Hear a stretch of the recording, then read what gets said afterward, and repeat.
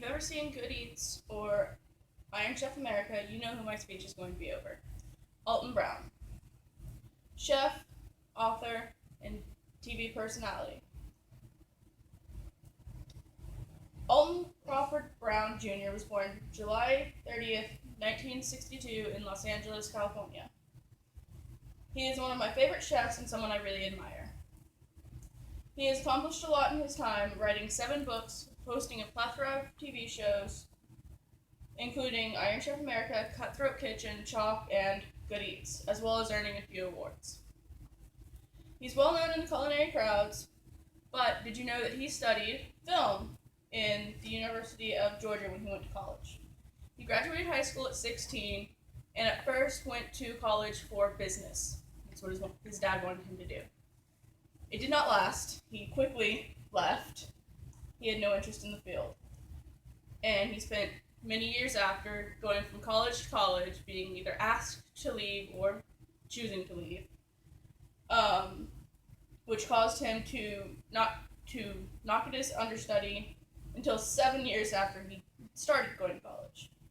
He didn't officially graduate until 2007 due to lacking 1 French credit. Back then, if you didn't have 4, you didn't graduate. He went to college to be a director. He decided to go to the theater side instead of the journalism side due to not liking the classes. And it was never his intention to be in front of the camera. He first started cooking in college as a way to get dates, but soon after figured out he actually really enjoyed doing it without the date aspect.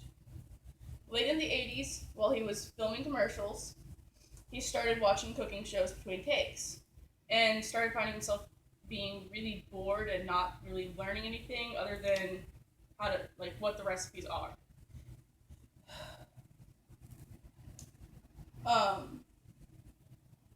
In 1993, he moved back to Atlanta due to a family member being sick.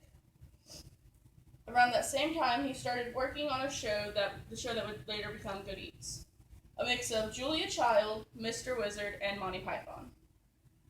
He wanted a show that not only gave recipes out, but enthralled the watcher and taught them as well. He didn't want to be the host of the show, but he never had an idea of who the person would be. So he made up an imaginary host. He got married to the daughter of the owner of the company he worked for, who was a producer.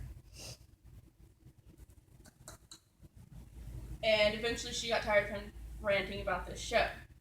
So she told him, if you go ahead and enroll in culinary school and get in, I will put you through school. No one is going to take you seriously until you know what you're talking about, until you know what you're trying to direct. And he ended up getting into the New England Culinary Institute, one of the top 3 at the time.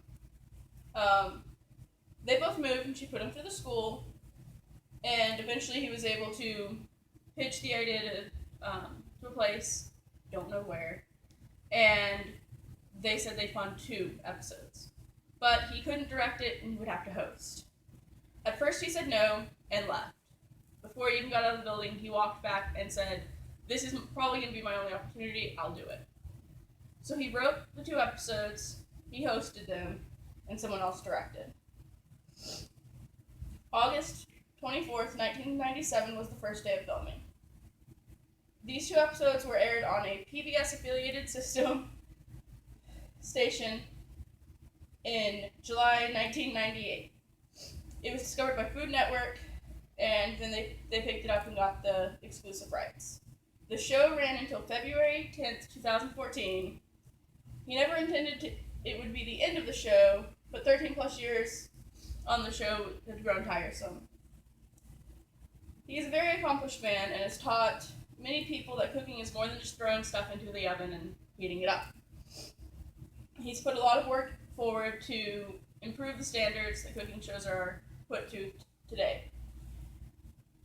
And he's worked hard to finish something he thought was important. And for that, I admire him greatly.